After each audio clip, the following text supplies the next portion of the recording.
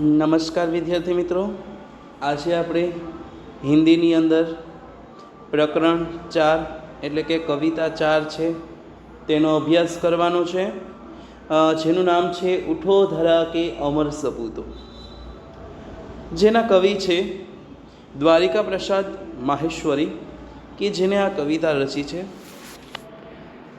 द्वारिका प्रसाद माहेश्वरी का जन्म 1 दिसंबर 1916 को रोहता, आगरा, उत्तर प्रदेश में हुआ था। 29 अगस्त 1998 में उनकी मृत्यु हुई।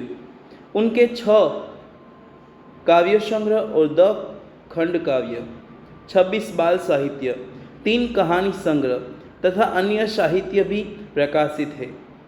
इतना ऊंचा उठो, उठो धरा के अमर सपूतो, कौन सिखाता है चिड़ियों को, चंदा मामा आ पुनः नया निर्माण करो। माँ, यह वसंत ऋतु, हम सब सुमन एक उपवन के, उनकी प्रसिद्ध कृतियाँ है। प्रस्तुत काव्य में प्रकृति के तत्वों से प्रेरणा लेकर अपने ज्ञान का उपयोग कर देश के सपूतों को नवनिर्माण करने का संदेशा दिया गया है। હવે આ કાવ્યનું સૌપ્રથમ આપણે ગાન કરીશું અને ત્યારબાદ તેની સમજૂતી આપણે મેળવીશું। उठो धरा के अमर सपूतो, पुनः नया निर्माण करो।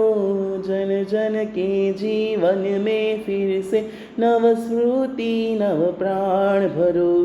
नई प्रात है, नई बात है, नई किरण है ज्योति नई, नई उमंगे नई तरंगे, नई आस है सांस नई। युग युग के मुरझे सुमनों में नई नई मुस्कान भरो। उठो धरा के अमर सपूतो, पुनः नया निर्माण करो। उठो धरा के अमर सपूतो, पुनः नया निर्माण करो। डाल डाल पर बैठे विहग कुछ नए स्वरों में गाते हैं। गुन गुन गुन गुन करते भंवरे मस्त उधर मंडराते हैं। नवयुग की नूतन वीणा में नया राग नवगान भरो। उठो धरा के अमर सपूतो, पुनः नया निर्माण करो। उठो धरा के अमर सपूतो, पुनः नया निर्माण करो। कली कली खिल रही इधर वह फूल फूल मुस्काया है। धरती माँ की आज हो रही नई सुनहरी काया है। नूतन मंगलमय ध्वनियों से गुंजित जग उद्यान करो। उठो धरा के अमर सपूतो, पुनः नया निर्माण करो। उठो धरा के अमर सपूतो, पुनः नया निर्माण करो। सरस्वती का पावन मंदिर शुभ संपत्ति तुम्हारी है। तुम में से हर बालक इसका रक्षक और पुजारी है। सत सत दीपक जला ज्ञान के नवयुग का आह्वान करो। उठो धरा के अमर सपूतो, पुनः नया निर्माण करो। उठो धरा के अमर सपूतो, पुनः नया निर्माण करो। पुनः नया निर्माण करो। तो આવું સુંદર મજાનું કાવ્યનું આપણે ગાન કર્યું છે। હવે આપણે તેની સમજૂતી મેળવશું। તે પહેલાં બધાએ આ કાવ્ય મોઢે યાદ જ રાખવાનું છે। ખાસ કરીને આપણને એનો રાગ આવડવો જોઈએ। ખૂબ જ સરળ રાગ છે, આપણને ન આવડે એવું આમાં કાંઈ છે નહીં। હવે અહીં વાત કરીએ છીએ સમજૂતીની, તો ત્યાં पंक्ति एवी आपेली है कि उठो धरा के अमर सपूतो, पुनः नया निर्माण करो। जन जन के जीवन में फिर से नव स्मृति नव प्राण भरो। कहवा मांगे छे कवि अहीं कि हे भारत माताना अमूर सपूतो, गुलामीनी रात वीती गई छे अने आजादीनुं प्रभात उग्युं छे। हवे तमे अज्ञान आळसनी निद्रामांथी जागो अने देशना नवनिर्माणमां लागी जाओ। તમારે દેશવાસીઓના જીવનમાં ફરીથી નવીન ઉત્સાહ ભરવાનો છે, તેમનામાં નવા પ્રાણનો સંચાર કરવાનો છે। કે અહીં આપણને વાત કરી છે કે અમર સપૂતો, કે આપણા જે જવાનો છે એને ફરી વખત ઉઠવાનું કીધું છે. આ વાત કરી છે કે જ્યારે આપણો દેશ આઝાદ થયો હતો ત્યાર પછીની આ વાત છે કે હવે આપણો દેશ આઝાદ થયો છે તો જે મહાન વ્યક્તિત્વ ધરાવતા લોકો છે, ભારત માતાના અમર સપૂતો છે, એની વાત કરી છે કે તમે હવે ફરી વખત જાગો અને આપણી જે ભારત દેશ છે એનું પુનઃ નવું નિર્માણ કરો. અને જે અહીંના લોકો છે એની અંદરથી દેશવાસીઓ છે એના જીવનમાં ફરી એક નવી ઉત્સાહ ભરો, નવો ઉત્સાહ ભરો અને એનામાં એક નવો પ્રાણનો સંચાર કરી દો, કે એનામાં નવો એક પ્રાણ ભરી દો, એવી વાત ત્યાં કરેલી છે.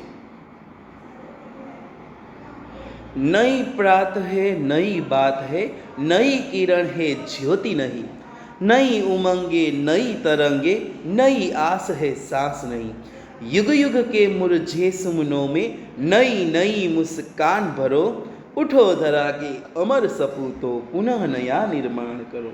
હવે અહીં વાત કરેલી છે કે આઝાદીના નવા પ્રભાતમાં નવીન ચર્ચાઓ થઈ રહી છે, નવા વિચારોના કિરણો ફેલાઈ રહ્યા છે, સૌ પોતાના જીવનમાં નવા પ્રકાશનો અનુભવ કરી રહ્યા છે, લોકોના મનમાં નવા ઉમંગો અને ઉત્સાહની નવી લહેરો છે, સૌના મનમાં નવી આશાઓ છે. આજે દેશવાસીઓ ખુલ્લા વાતાવરણમાં શ્વાસ લઈ રહ્યા છે.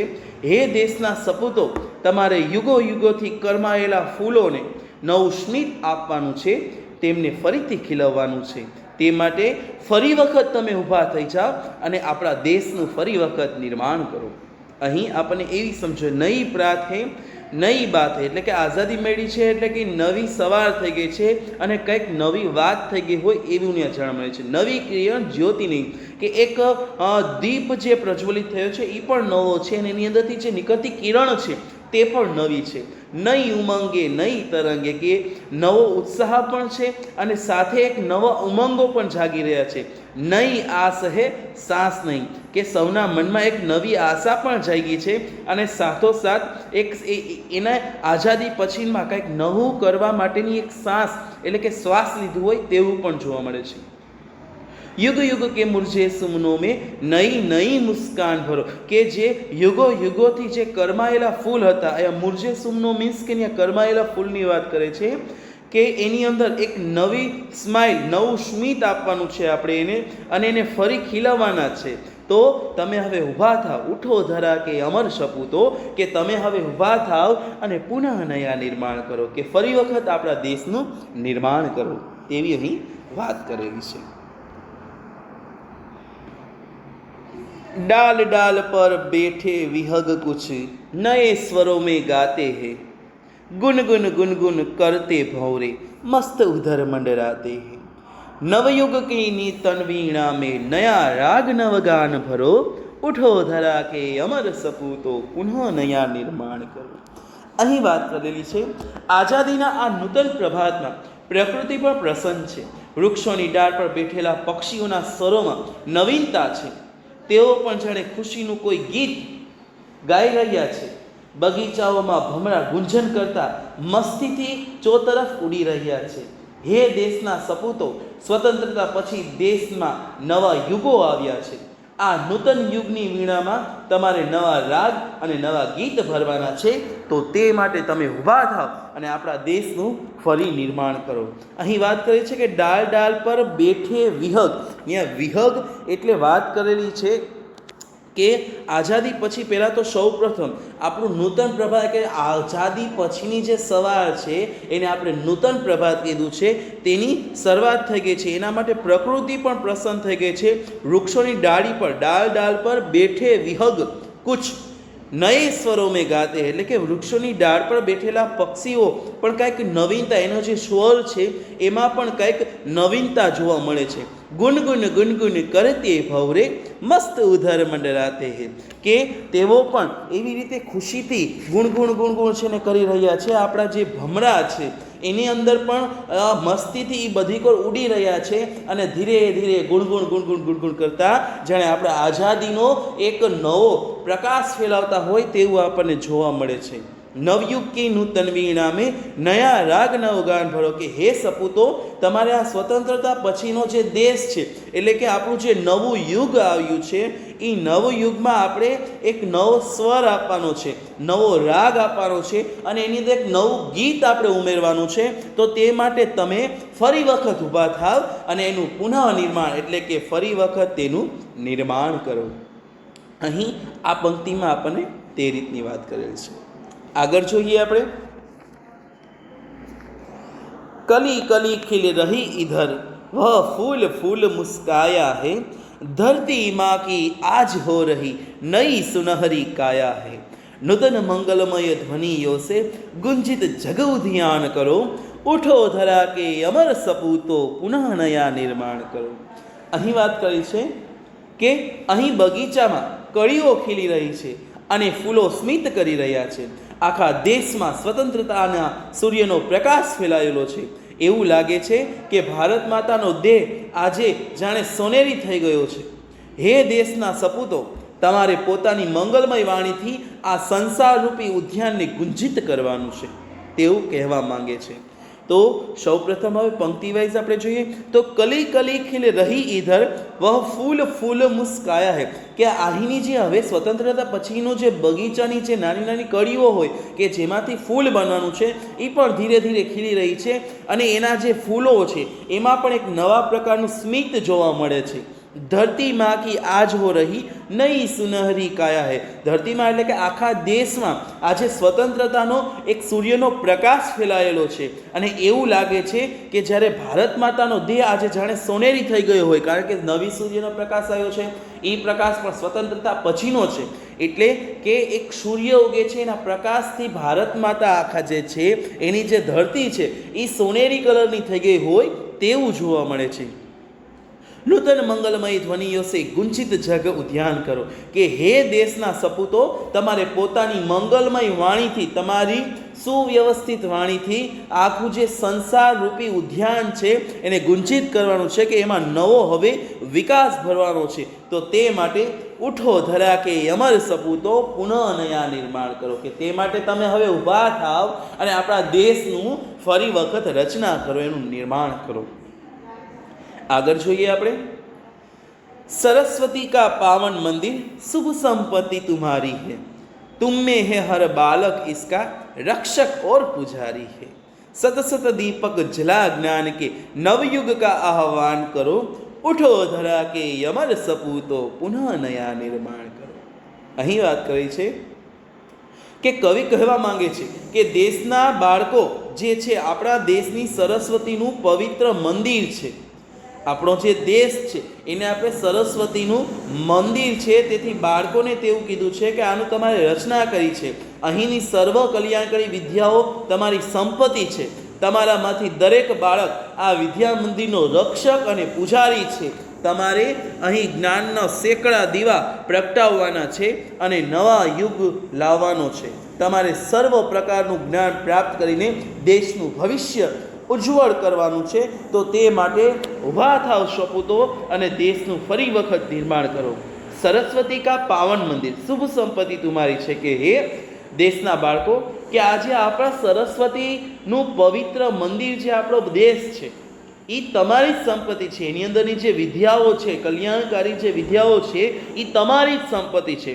तुम में से हर बालक इसका रक्षक और पुजारी है, કે તમારામાંથી દરેક બાળક આ વિદ્યા મંદિરનો રક્ષક હશે અને એનો પૂજારી પણ હશે.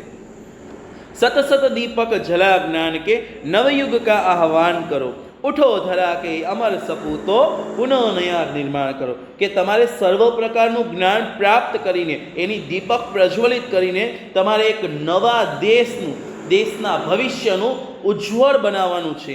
નવા યુગનું એક તમારે આહવાન કરવાનું છે. તો તે માટે તમે ઊભા થાવ અને ફરી વખત આપણા દેશનું નિર્માણ કરો, તેવું અહીં આપણને કવિ કહેવા માંગે છે.